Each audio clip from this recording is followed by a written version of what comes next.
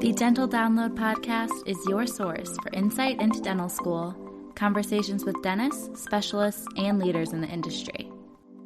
With new episodes every Monday morning, I'm your host, Haley Schultz. Let's get into this week's episode. Hello, everyone. Welcome back to another episode of the Dental Download Podcast. Happy Monday. My name is Haley if you're new here, and I am your host. I'm a second-year dental student at the University of Michigan School of Dentistry. And for our little intro this week, I'll just catch you up on what happened last week in dental school and kind of what's coming up. And then we're going to get into our main episode, which is with another guest this week.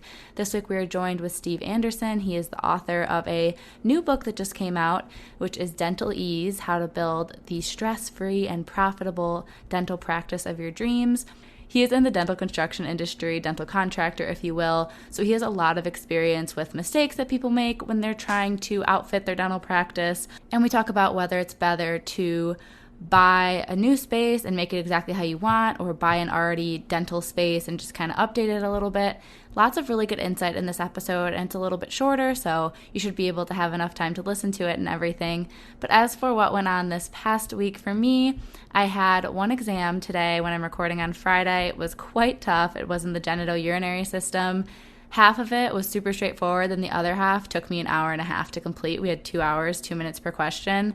And I finished the first half with like 30 or 40 seconds per question, and then I spent an hour and a half on the rest of the exam, so that can tell you how tough that second portion of it was. But I also had digital impressions lab this past week, which was really fun. We got to use the OmniCam scanners on Typodons, and then we used the PrimeScan scanners that just came out this past December, apparently, on each other's mouths. So that was a really good experience, and it was very fun, and we do have more digital impression rotations before we start up in clinic as third years. And then in third year, you're going to have, and fourth year, you're going to have requirements to graduate doing a certain amount of digital impression cases, doing digital impression for crowns and things like that. And then upcoming this next week, I have 2 exams. I have a midterm for biomaterials and a midterm for neoplasia, as well as my last time in person for dental school this semester. I have a radiology rotation on Monday. I finished all my assisting a few weeks ago, so I don't have to go back for that. And we're actually going to be moving out of our apartment this coming Thursday, the week that you're listening to this episode. So that's another big update. It's going to be fun kind of walking to school for the last time from this location, because next year we're moving pretty much the opposite end of campus, and it'll be a different experience. I'll see all different things. I'm kind of in more of a grad student area, and just closer to different shops and different parks, and just basically a 180. Like, I'm never really going to come back over where I live now, so it'll be kind of sentimental having my last walk to school, if you will, even though I still have many more years of dental school. That's kind of the update, though, on what's been happening, and I will get right into the episode with Steve.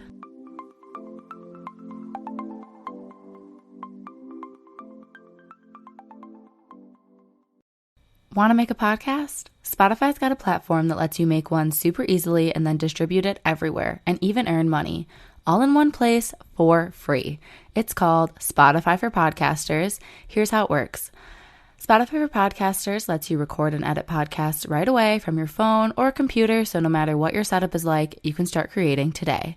Then you can distribute your podcast to Spotify, but also everywhere else podcasts are heard. Video podcasts are also available, and you can earn money in a variety of ways, including ads and podcast subscriptions. Did I mention it is totally free? No catch. I've been using Spotify for Podcasters since the very beginning of my show, and now we're nearing our 200th episode. So I can definitely say it's an easy platform, and I've really loved using it. So be sure to download the Spotify for Podcasters app, or go to www.spotify.com/podcasters to get started.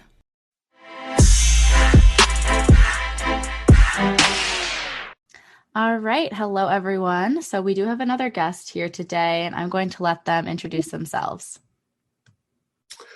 Thank you, Haley. I appreciate it.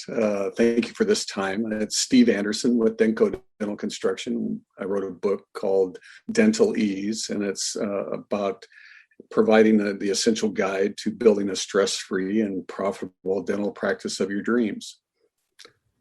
Awesome. So I guess first off, when did you get into dental construction? Well, I officially made the move back in 1997. Before that, my first dental office that I did was back in '84. So I'm starting to date myself. But over the years, I've done over 1,000 design build dental offices. And you also mentioned to me that you teach at some of the dental schools in Arizona. How does that kind of fit into what you do in your actual work as well as the school? Well, when I decided back in '97, I was driving to work and I got so tired of being just a number and just a quote. And I started thinking about who needs help. And I hate to say it, but dentists came to mind, firsthand. And without a doubt, dentists would have questions. We'd finish a meeting and instantly they go into something else and saying, wow, what about this? What about that? Who do I talk to? What's next?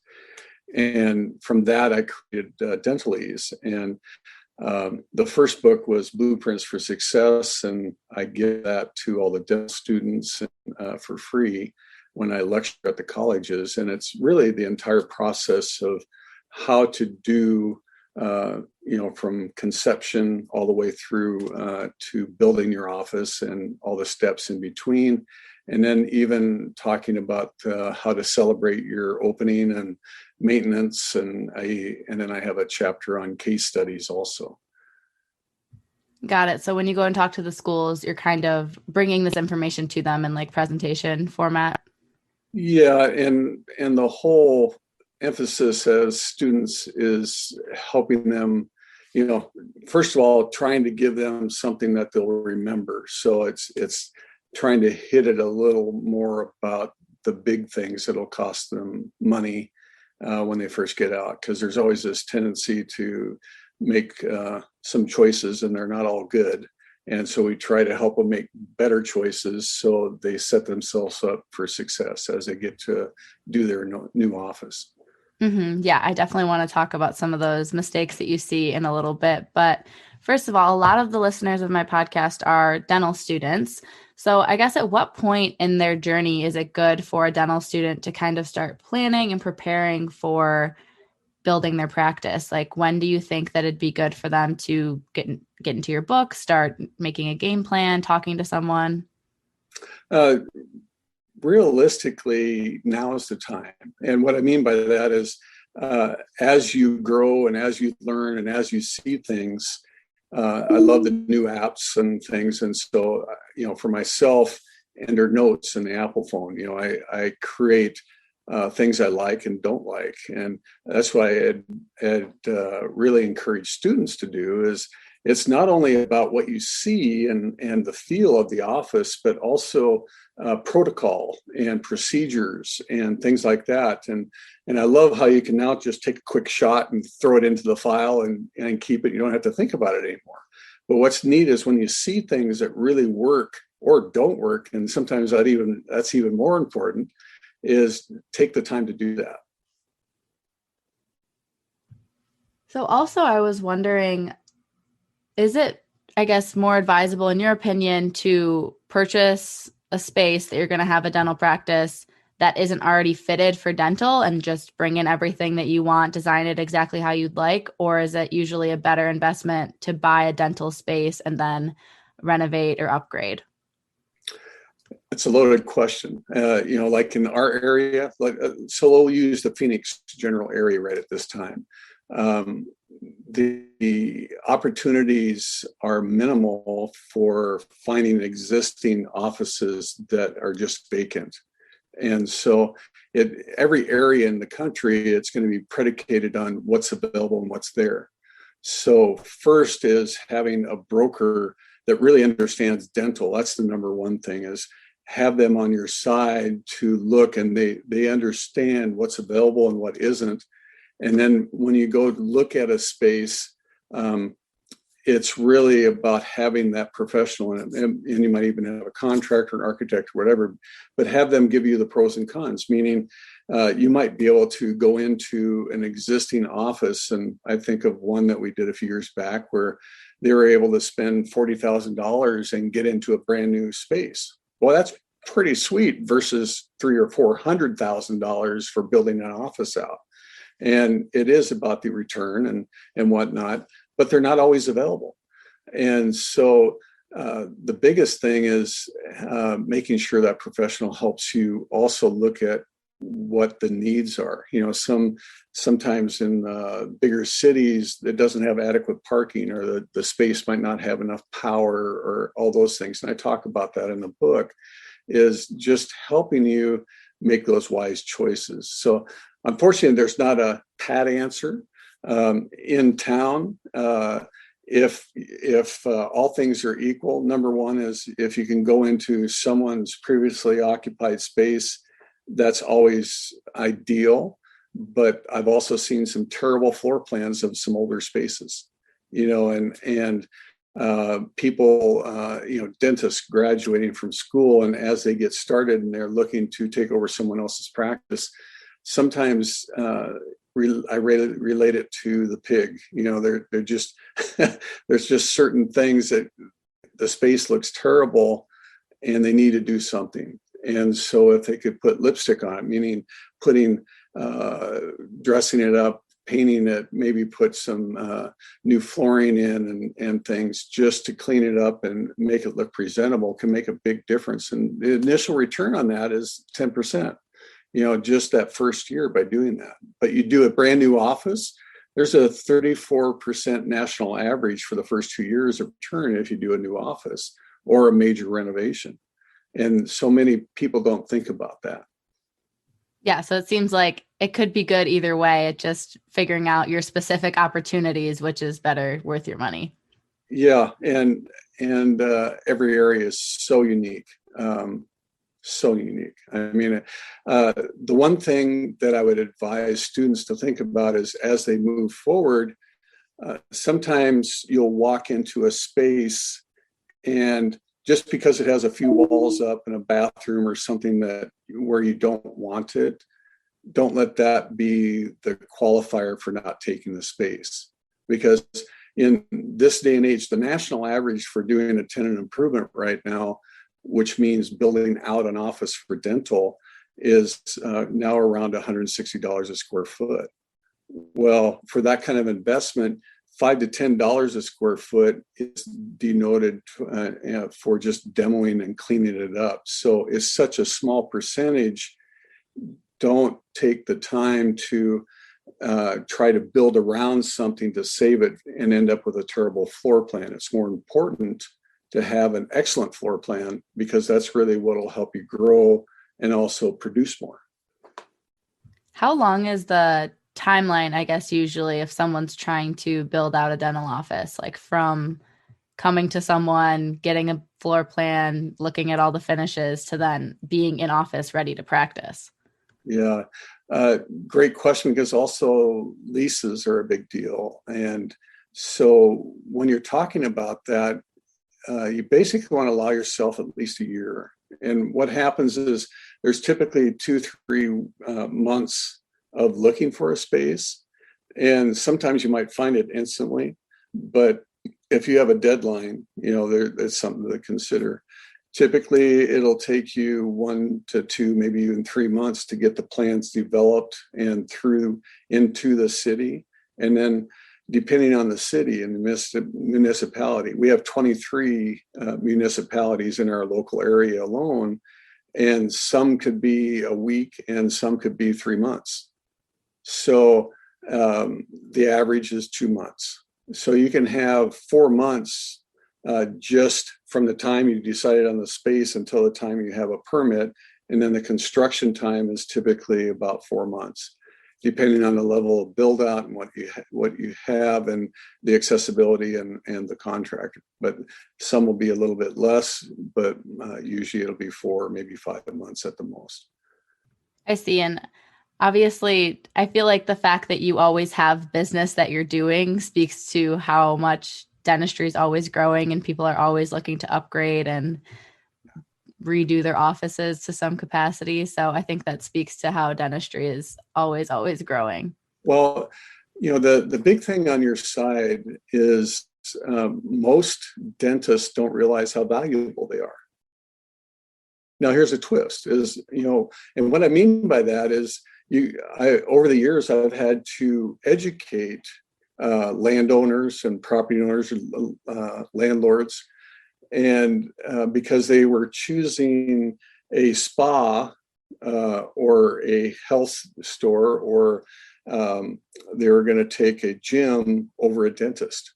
And the big value of a dentist is, number one, is the default rate is less than 0.5%.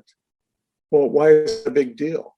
It's, in this world, do you know what the average is in 10 years for most small businesses to fail? No, I don't know what it is. I assume it's a lot higher. I don't 80%. know. 80. Wow, I was going to say maybe like 50. 80 is very high. Now, and then also, why is it important to pick a good contractor and check him out with what he's doing regularly? Is in 5 years, the average survival rate is 67% will fail in 5 years for general contractors. Wow. And the other thing that happens is dentists don't realize, A, that they have a low default rate. B is they make a major investment in the landlord's, someone else's space. And so it's adding to the value of their property.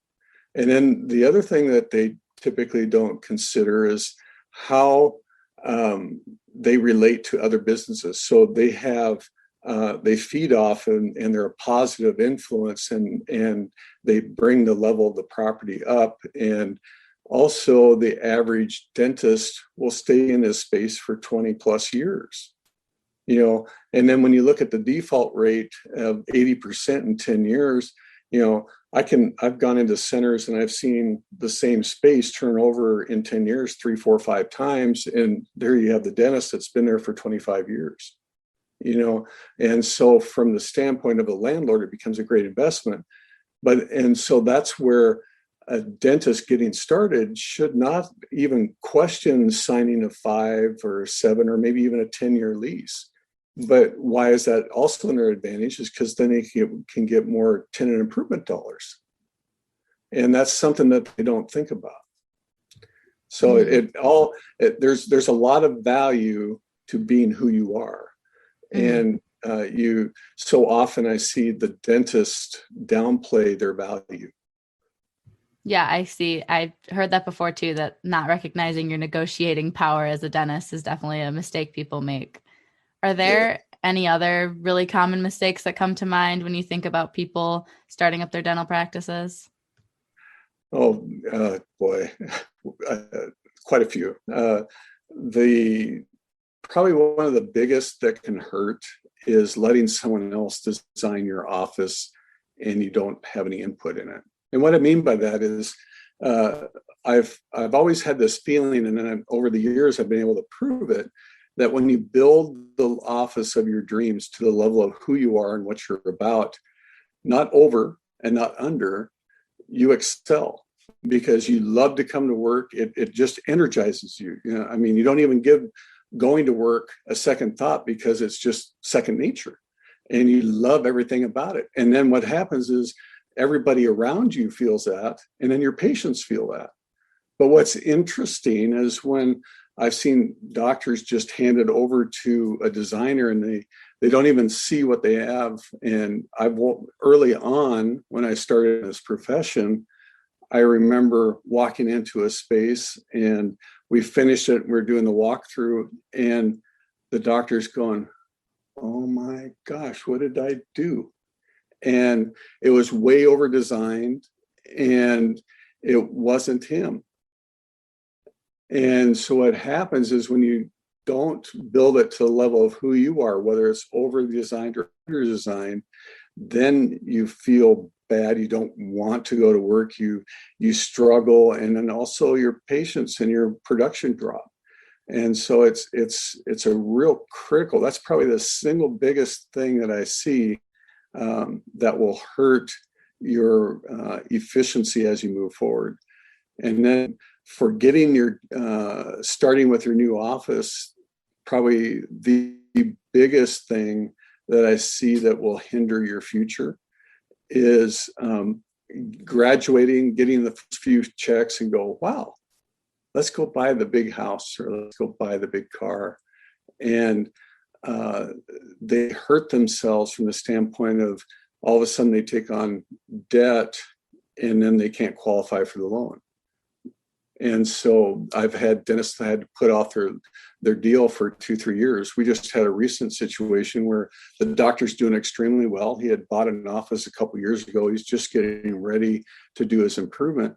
And it took him over 2 months to get qualified because right before he went to the lender, he bought a house and put $200,000 that he had in savings on the house, rather than if he had left it in his checking account, he would have been in great shape. Mm-hmm. But unfortunately, and money is cheap right now, but unfortunately, because he did that, most lenders would think, well, wouldn't that be a great deal? No, the lenders look at it like you just took all of your emergency funds, you have no extra cash. And dentistry is one of those few areas right now, Haley, that you can still get 100% funding. And so what's interesting is that simple fact of not saving and doing that. And then probably the third is one that nobody talks about is school debt. There's a lot of school debt. I think you would agree. Mm-hmm. and it's a big investment. But unfortunately, the good side of that is lenders will give you a loan, even though you might have $300,000-$400,000 in school debt. But the problem is the loan when you graduate isn't covering even the interest on your loan. So take time when you graduate to readjust that or make double payments or whatever, so you're actually at least keeping even. And what I mean by that is it's not uncommon now that I've seen students graduate and they've just been making steady payments, which is great. And the lenders love that. But unfortunately, you get 3, 4, 5, 6 years out and you're ending up adding anywhere from $30,000 to $50,000 a year on extra interest on top of that loan. And all of a sudden you've got a loan that was maybe $350,000 is now $500,000. And they start looking at you kind of like, And so it's just a little thing to think about. Yeah, and that makes a lot of sense. Big thing, yeah. A big thing to think about. Yeah, definitely. So I guess I had one more question, I guess, in regards to saving money, actually. What aspects of the build out do people typically look into saving money on? And then what equipment or other like finishes or supplies are things that you should kind of go for top of the line? Great choice. Great question. So what happens is Pinterest and Houzz and all these sites are great, aren't they? Everybody loves, they look, and it's a great place to find things you like, but understand their design features. And so often, as you get with your contractor and your architect and your equipment person, what is the most important thing? Bottom line is get the flow right. Make sure the office is you, because every we over 1,000 offices. I have not one office that's alike. They all look different. And why is that? Every dentist is different. It's kind of a revolutionary thought, but when you go to these different programs that are all over the place, they treat you all the same. And that's not really what it's about. You're all unique. So what you want to do is get that design for who you are. And then as you move forward, keep that in mind and build from that. So back to the top of the line, invest in, especially your first office, good equipment. That's probably the single biggest thing that I see in the industry right now is what's available with our fingers right now. We get online, we find, wow, here's a great deal for, some cheap equipment. And I've seen too many dentists over, especially the last few years, where I hear that they made that mistake of buying a cheap chair and they're replacing it in 2 years, literally. And buy the hand pieces, buy the equipment that's going to last. And I would rather people see and do the office where they're investing in good equipment and they leave out the real lavish finishes, because you can always add those. You can add the decorative barn wall. You can add the decorative water feature. You can add these other things very easily. Yeah, that makes a lot of sense. And that's something I've noticed. Like you said, people are all into the social media, seeing the most beautiful practices, but those focus on like the waiting room and the hallways. You don't really see the actual equipment that people are putting most of their use into. That's what the whole dentistry is about. Yeah. So as you're looking at the office, and I don't want to minimize, you don't want to cut it back so it's bare bones. It's a proven fact that within a few seconds, people walk in and they make a choice, they make a decision. Do I like this? Is this going to work for me? Or what is my level of care as I walk into the office? And so what happens is you end up wanting to make sure that you do your office in such a way that the waiting room and the bathroom are very, very nicely done. But you might choose an accent wall rather than that real expensive rock wall or whatever it might be, just to help your budget. I'd rather see you put that towards equipment. And then the other thing is, don't get sold on, if you're going to do a 4 or 5 op office, don't equip all of them. Just do 2 or 3, and you can add equipment as you become productive and as you grow your practice. Mm-hmm. Those are all really great pieces of advice. Do you have any final closing thoughts or any final advice you want to share with people listening? Be yourself. As you start, and just something to really think about is, as you start and looking forward, is take the time to be okay with who you are. And if you really truly understand who you are and what you're about and what's important to you, all the other decisions will become quickly, and you'll be less apt to get sold on things you don't need. And you'll be less apt to start going down a path that isn't you. And so what happens is, the clearer you are about yourself, you can more quickly make decisions that will further your future. That is some great advice. I definitely agree. Is there a good way for people to get in contact with you if they have any questions? And also, where can they find your books if they're interested? Absolutely. It's steve@dencodental.com.